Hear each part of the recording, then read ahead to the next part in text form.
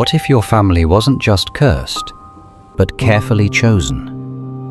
What if every tragedy, every moment of grief, every strange behavior wasn't random at all? What if it was part of a plan? A plan designed decades before you were even born? That is the terrifying reality hidden inside Hereditary. A story where horror isn't just ghosts or demons, but bloodlines, control, and a destiny you can't escape. Because in this family, the nightmare didn't start with them. It started generations ago. At first glance, the Graham family appears ordinary. A quiet suburban home, a grieving daughter, a mother struggling with loss, a teenage boy navigating the confusion of growing up. But beneath the surface, something has been watching them, waiting. Annie Graham is the center of this fragile family, an artist who creates miniature models of traumatic moments from her life, tiny recreations of tragedy, as if she's trying to understand something too painful to face directly. Her work reveals more than creativity. It reveals obsession. Because Annie's life has always been haunted by complicated family relationships, especially with her mother, Ellen. A woman Annie never truly trusted. A woman whose influence stretched far deeper than anyone realized. Then there is Charlie, Annie's youngest child. Quiet, emotionally distant, strange in ways that make others uncomfortable. Charlie rarely speaks. Instead, she watches, observes, almost like she understands something no one else does. She builds disturbing little sculptures out of found objects, dead birds, bits of metal, random scraps of life and death. But the most unsettling thing about Charlie is the sound she makes. That strange clicking noise. A simple habit, or something more. Something that feels like a signal. Peter, the eldest son, tries to live a normal teenage life. School, friends, parties. But he can feel it. Something wrong in the house. A tension that no one talks about. An invisible pressure building inside the family. Peter senses something watching. Something waiting. But he has no idea that he is the center of it all. Then tragedy strikes. Suddenly, violently. Charlie dies in a horrifying accident. A shocking moment that shatters the family. But here's the terrifying truth. Charlie's death isn't just tragic. It's necessary. Because the moment Charlie dies, the real plan begins. The family begins to fall apart. Annie becomes consumed by grief. Peter becomes overwhelmed with guilt. And the house itself begins to feel different. Strange noises echo through the halls.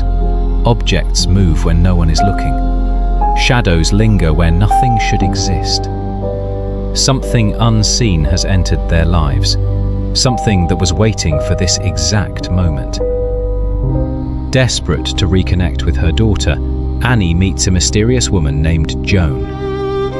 Joan claims she knows a way to communicate with the dead. At first, Annie refuses, but grief makes people vulnerable. Grief makes people desperate. Eventually, Annie performs a séance, and the moment she does, the door opens. Something answers. After the séance, things escalate. Lights flicker, voices whisper. Peter begins seeing Charlie everywhere, in reflections, in dreams, in the shadows. But Charlie isn't Charlie anymore. Something else is moving behind her image. Something older, something far more powerful. As Annie investigates her mother's past, she discovers something horrifying. Ellen was part of a secret cult. a cult devoted to a demon named Paimon, a powerful entity believed to grant riches and knowledge. But Paimon demands something in return: a human host, a male host, and the cult had been preparing that host for decades. The generational plan. Suddenly, everything makes sense. Charlie's strange behavior, Ellen's obsession with controlling the family, the eerie symbols appearing everywhere. This was never random. The cult was manipulating events. Every tragedy, every relationship, every death, all to guide the demon towards its final vessel: Peter. Peter's reality begins to collapse. He experiences terrifying hallucinations. His body moves without his control. He hears voices whispering his name. Something is entering his mind, something that doesn't belong. And the worst part, no one believes him. Annie becomes obsessed with uncovering the truth. She studies the cult's rituals, ancient symbols, demonic history. But knowledge comes with a price. The more Annie learns, the more she realizes something horrifying.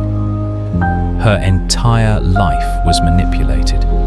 Her marriage, her children, even Charlie's birth, all designed to lead to this moment.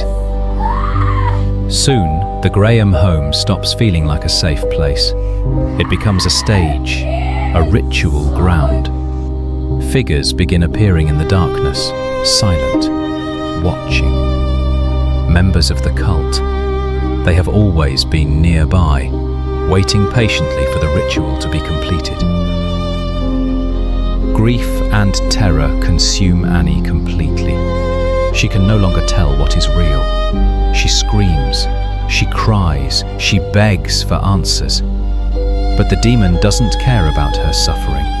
She was only a piece of the ritual. Peter finally understands the truth. The demon wants him. Every nightmare, every vision, every whisper, it was guiding him toward possession. And the cult has prepared the final ceremony. The night of the ritual arrives. The house transforms into a nightmare. Annie moves unnaturally, almost like a puppet controlled by invisible strings. Peter runs, but there is nowhere to escape, because the ritual was never about location. It was about bloodline, and Peter's bloodline was chosen long ago. In the final moments, Peter loses control of his body. The demon enters him, slowly, completely. The spirit of Paimon finally takes its throne. After generations of planning, the cult succeeds. Peter is no longer Peter. He is something else, something ancient, something powerful. The house falls silent. The ritual is complete.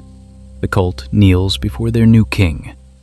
Paimon has finally found the body it has been searching for. And the world outside remains completely unaware. In Hereditary, horror isn't just about demons. It's about inheritance, trauma passed through generations, secrets buried in family history. Because sometimes the most terrifying thing isn't a monster. Sometimes it's the realization that your fate was decided long before you were born. If you thought Hereditary was disturbing, wait until you hear the hidden meanings behind its symbols. Subscribe for more psychological horror recaps, dark movie breakdowns, and twisted endings explained. And tell me in the comments, which horror movie should we break down next? Because the scariest stories are the ones that feel real.